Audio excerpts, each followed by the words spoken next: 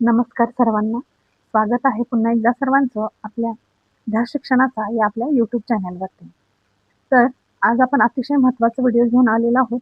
तत्पूर्वी तुम्हाला ही माहिती देण्यापूर्वी मी सर्वांना विनंती करते की आपल्या चॅनलवर तुम्हाला शिक्षक भरतीविषयी अधिकृत माहिती दिली जाते. इथे तुम्हाला कोणतीही चुकीची माहिती दिली जात नाही. जर तुम्हाला या चॅनलवरची माहिती आवडत असेल, तसेच आपल्या चॅनलवरती नोकरीविषयक जाहिराती सुद्धा येतात, तर आपल्या चॅनलला लाईक करा, शेअर करा आणि सबस्क्राईब करा. तर चला जास्त वेळ न घालवता आपण आपल्या माहितीसाठी सुरुवात करूया. तर बघा, आज आपण बघणार आहोत महा-टी-ई-टी 2026 साठी आपण ऑनलाईन अर्ज भरताना कोणती काळजी घ्यावी व माध्यम कोणते निवडावे हा बऱ्याच विद्यार्थ्यांचा काय झालेला आहे तर प्रॉब्लेम झालेला आहे. त्यांना समजत नाहीये की कोणते माध्यम निवडावे, तसेच द्वितीय भाषा सुद्धा कोणती निवडावी हे सुद्धा त्यांना समजत नाहीये, म्हणजे त्यांना टेन्शन आलेलं आहे. तर चला याविषयीच आपण व्हिडिओ घेऊन आलेलो आहोत. तर बघा, सर्वात प्रथम तर आपल्याला माहिती आहे की टी-ई-टीचा अर्ज हा आपण ऑनलाईन भरतो. तर ऑनलाईन अर्ज भरताना कोणती काळजी घ्यावी आणि आपण माध्यम कोणते निवडावे हे आपण बघूया. आपल्याला माहिती आहे की महाराष्ट्र राज्य शिक्षक पात्रता परीक्षा ही 2013ला सर्वप्रथम आयोजित करण्यात आली होती आणि त्याच वेळेला म्हणजे 2013ला काय केला होता तर एक जी-आर आला होता. तो 15 ऑक्टोबर 2013 रोजी आला होता. तर आता या जी-आर प्रमाणे बघा, तुम्ही कोणती भाषा निवडू शकता. 2013च्या जी-आर प्रमाणे तुम्ही कोणती भाषा निवडू शकता हे आपण बघूया. तर बघा, हा आहे 2013चा जी-आर. तर याच्यामध्ये तुम्हाला दिलेला आहे. तर बघा, महाराष्ट्र राज्य शिक्षक पात्रता परीक्षा 2013 आयोजनाबाबत. तर बघा, शिक्षक पात्रता परीक्षेचे आयोजन मराठी, उर्दू आणि इंग्रजी या माध्यमातून करण्यात यावे. तर दोन्ही पेपरमधील 1 व 2 भाषा या विषयासाठी खालीलप्रमाणे तुम्ही लँग्वेज घेऊ शकता. तर आता बघा, हे कधीच आहे 2013चा. तर 2013 मध्ये बघा, भाषा 1 मराठी, भाषा 2 इंग्रजी, भाषा 1 इंग्रजी, भाषा 2 मराठी आणि भाषा 1 उर्दू आणि भाषा 2 मराठी किंवा इंग्रजी. हे कधी होतं तर 2013च्या जी-आर प्रमाणे. तर मराठी, उर्दू आणि इंग्रजी वगळता इतर माध्यमाच्या परीक्षार्थींना मराठी अथवा इंग्रजी या माध्यमातून परीक्षा देण्याचा पर्याय राहील. तर हे होतं 2013 मध्ये, म्हणजे हा 2013चा जी-आर आहे. त्याच्यानंतर 2019 मध्ये दुसरा जी-आर आला आणि त्याच्यानुसार आपल्याला काय सांगितलेलं आहे तर त्याच्यानुसार आपल्याला सांगण्यात आलेलं आहे की उर्दू, बंगाली, गुजराती, तेलुगू, सिंधी, कन्नडा किंवा हिंदी निवडल्यास द्वितीय भाषा मराठी अथवा इंग्रजी निवडता येईल.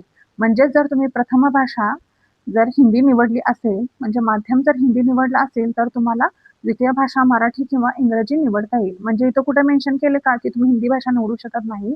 तर नाही, त्यांनी ऑलरेडी आपल्याला सांगितलेलं आहे की प्रथम भाषा जर हिंदी असेल तर द्वितीय भाषा तुमची मराठी अथवा इंग्रजी असू शकते. म्हणजेच की तुम्ही हिंदी माध्यम निवडू शकता, म्हणजेच तुम्ही हिंदी भाषा निवडू शकता. इथं कोणीही सांगितलेलं नाही की तुम्ही हिंदी भाषा निवडू शकत नाही, बरोबर. म्हणजेच ऑनलाईन फॉर्म भरताना तुम्ही माध्यम कोणता निवडायचा आहे तर माध्यम तुम्ही निवडायचं आहे हिंदी भाषा. जर तुम्हाला हिंदी आवडत असेल, जर तुम्हाला हिंदी येत असेल, इंग्लिशपेक्षा तुम्हाला हिंदी बेटर वाटत असेल, तर तुम्ही हिंदी माध्यम निवडू शकता.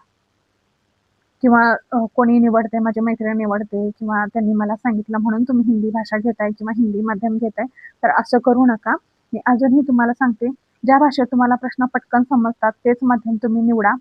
जर तुम्हाला मराठी आवडत असेल, म्हणजे मराठी आणि इंग्रजी आवडत असेल, तर तुम्ही मराठी आणि इंग्रजी भाषा ठेवू शकता, प्रथम आणि द्वितीय भाषा. पण जर तुम्हाला इंग्रजी येत नसेल तर मग तुम्ही हिंदीचा पर्याय निवडा. अदरवाईज तुम्हाला इतर कोणी सांगतात म्हणून तुम्ही असं करू नका. तर सामान्यतः तुम्हाला प्रथम भाषामध्ये मराठी, हिंदी, इंग्लिश आणि उर्दू असतात. तर तुम्हाला जे आवडते, जे वाचायला येतं तुम्हाला, जे तुम्हाला लवकर समजतं ती भाषा निवडा, कारण त्याच्यामुळे तुम्हाला तिथं मार्क्स जास्त वाढण्याचे चान्सेस असतात. जर तुम्हाला इंग्लिश येत असेल तरी सुद्धा तुम्ही जर हिंदी ठेवता तर तुम्हाला तिथं तुमचे मार्क कमी होण्याचे चान्सेस होऊ शकतात, म्हणजे असतात. जर तुम्हाला येत असेल तरच तुम्ही ठेवा. तर बघा, प्रथम भाषा तुम्ही म्हणजे माध्यम तुम्ही हिंदी निवडलात तर तुम्हाला द्वितीय माध्यम कोणतं निवडावं लागेल. द्वितीय माध्यम म्हणजे द्वितीय भाषा तुम्हाला कोणती निवडावी लागेल तर द्वितीय भाषा तुम्हाला मराठी किंवा इंग्रजी ही निवडावी लागेल. तर तुमच्या लक्षात आलं की असं कुठेही काहीही मेन्शन केलेलं नाही की तुम्ही हिंदी निवडू शकत नाही किंवा तुम्ही हिंदी घेऊ शकत नाही, ही फक्त अफवा आहे आणि या अफवांवरती तुम्ही विश्वास ठेवायचा की नाही हे सर्वस्वी तुमचं काम आहे. मी तुम्हाला जे योग्य आहे तेच सांगत आहे. जो जी-आर आहे तोच तुम्हाला सांगत आहे. त्याच्यामध्ये कुठेही काहीही वेगळं नाहीये. त्यामुळे प्लीज कोणी पॅनिक होऊ नका, कोणी टेन्शन घेऊ नका की तुम्ही हिंदीमध्ये परीक्षा देऊ शकत नाही किंवा मराठीमध्ये परीक्षा देऊ शकत नाही. तुम्ही सगळ्या भाषांमध्ये परीक्षा देऊ शकता. तर याचा मी तुम्हाला चार्ट दाखवते, त्यावेळेला तुम्हाला लक्षात येईल की मी तुम्हाला असं का सांगते. तर चार्ट बघूया आपण. तर आपल्याला हा चार्ट देण्यात आला होता आणि आता ह्याच्यामध्ये सुद्धा काही महाभागाने असं केलेलं आहे की या चार्टमध्ये सुद्धा बदल केलेला आहे आणि इथं माध्यम जे आहे ते माध्यम सांगितलेलं आहे की शाळेचं माध्यम. इथे शाळेचं माध्यम वगैरे कोणतंही नसतं, हे फक्त पेपरचं माध्यम असतं आणि जे की तुम्हाला इथं देण्यात आलेलं आहे. तर बघा इथं सविस्तर आपल्याला सांगितलेलं आहे माध्यम म्हणजे तुम्ही पेपरची जी भाषा निवडता ती. आता समजा इथं मराठी आहे, इंग्रजी आहे, उर्दू आहे, हिंदी आहे, बंगाली आहे, कन्नड आहे आणि बऱ्याच भाषांमध्ये तुम्ही माध्यम निवडू शकता. तर आता समजा तुम्ही माध्यम जर हिंदी निवडलं, आपल्याला हिंदीतच बघायचं. जर समजा तुम्ही माध्यम हिंदी निवडलं, तर बघा भाषा 30 गुण, म्हणजे हिंदीला तुम्हाला असणार आहे 30 गुण. 30 गुणांचेच प्रश्न तुम्हाला काय असणार आहेत तर हिंदीमध्ये असणार आहेत, जो की तुमचा म्हणजे भाषा 1 येणार आहे. त्याच्यानंतर तुम्ही द्वितीय भाषा जी निवडता, म्हणजे तुमची इंग्रजी असेल किंवा मराठी असेल, तर त्याचे सुद्धा गुण तुम्हाला 30 असणार आहेत आणि त्याचे प्रश्न तुमची इंग्रजी भाषा असेल तर इंग्रजीमध्ये असतील, मराठी भाषा असेल तर मराठी भाषेमध्ये तुम्हाला प्रश्न येणार आहेत. फक्त हिंदीचेच 30 प्रश्न जे आहेत तुम्हाला तेच फक्त हिंदीमध्ये येणार आहेत. अदरवाईज संपूर्ण पेपर जो आहे तुम्हाला मराठी आणि इंग्रजीमधून असणार आहे. इथं नमूद केलेलं आहे. समजा पुढचा भाग आहे तो बालमानसशास्त्र व अध्यापनशास्त्राचे 30 प्रश्न असतील आणि त्याची भाषा सुद्धा काय असेल मराठी व इंग्रजी. त्याच्यानंतर तुमचा गणित असेल तर गणितचे सुद्धा प्रश्न तुम्हाला मराठी आणि इंग्रजीमध्येच असतील. तसेच परिसर अध्ययन असेल तर त्याचे सुद्धा प्रश्न तुम्हाला मराठी आणि इंग्रजीमध्येच असणार आहेत. बघा इथं नमूद केलेलं आहे. त्यामुळं संपूर्ण तुमचा पेपर जो असणार आहे तो काय असणार आहे तर पूर्ण मराठी आणि इंग्रजीमध्ये असणार आहे. 30 प्रश्न सोडून. म्हणजे 120 मार्काचे जे क्वेश्चन्स असणार आहे ते तुमचे जी भाषा तुम्ही निवडता, इंग्रजी आणि मराठी निवडली तर इंग्रजी आणि मराठीमध्येच असणार आहेत. माध्यम तुम्ही हिंदी निवडलं याचा अर्थ तुम्ही संपूर्ण पेपर हिंदीमध्ये देणार आहे असं होत नाही. फक्त 30च प्रश्न तुम्हाला हिंदीचे असणार आहेत आणि ते हिंदीमध्येच असणार आहे. बाकीचा संपूर्ण पेपर तुमचा मराठी आणि कशामध्ये इंग्रजीमध्ये असणार आहे.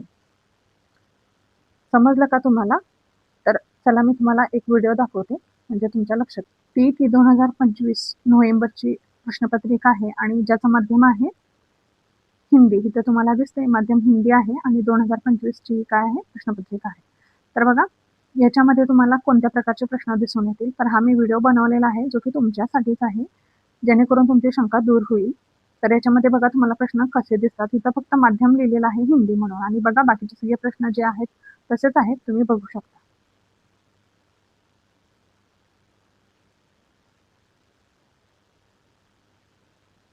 टी 2025 नोव्हेंबरची ही प्रश्नपत्रिका आहे, ज्याचं माध्यम आहे हिंदी. तर नोव्हेंबर 25 ची ही प्रश्नपत्रिका आहे, माध्यम हिंदी आहे आणि सर्वात प्रथम भाग जो असतो तो हिंदीचा असतो, ज्याच्यामध्ये तुम्हाला 30 प्रश्न असतात ते फक्त हिंदीचे असतात, जे की तुम्हाला इथे दिसत आहेत. 30 प्रश्न आहेत ते हिंदीचेच आहेत. त्याच्यानंतर दुसरा भाग तुमचा मराठी किंवा इंग्रजीचा असेल, जो तुम्ही द्वितीय भाषा निवडली असेल त्याचा, तर इंग्रजीचे प्रश्न इंग्रजीमधूनच आहेत आणि मराठीचे प्रश्न इथं बघा मराठी आहे वरती, मराठीचे प्रश्न तुम्हाला मराठीमध्येच असतील. इथं कुठेही तुम्हाला हिंदी दिसते का तर अजिबात नाही. द्वितीय भाषा जर तुम्ही मराठी निवडली तर तुम्हाला मराठी भाषेतच प्रश्न येतील. फक्त प्रथमा भाषा सोडता आहेत का मराठीमध्ये, तर तुम्हाला इथं दिसून येते की मराठीमध्ये तुमचे क्वेश्चन्स आहेत. त्याच्यानंतर पुढचा भाग आहे मानसशास्त्र. तर बघा बालमानसशास्त्र व अध्यापनशास्त्र ह्याचे सुद्धा मराठीमध्येच क्वेश्चन आहेत, जरी तुम्ही माध्यम हिंदी निवडला असेल तरी सुद्धा.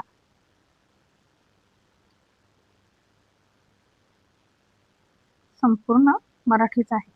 त्याच्यानंतर पुढचा भाग येतो ज्यांचं सामाजिक शास्त्र किंवा गणित विज्ञान असेल त्यांचे सुद्धा मराठीमध्येच असणार आहेत. तर बघा इथं तुम्हाला दिसते सामाजिक शास्त्राचा हा पेपर आहे, म्हणजे प्रश्न आहेत ते सुद्धा मराठीमधूनच आहेत. फक्त हिंदी 30 मार्काचं सोडलं तर इतर 120 प्रश्न हे तुमचे मराठीमध्येच ज्या त्या विषयाचे असणार आहेत.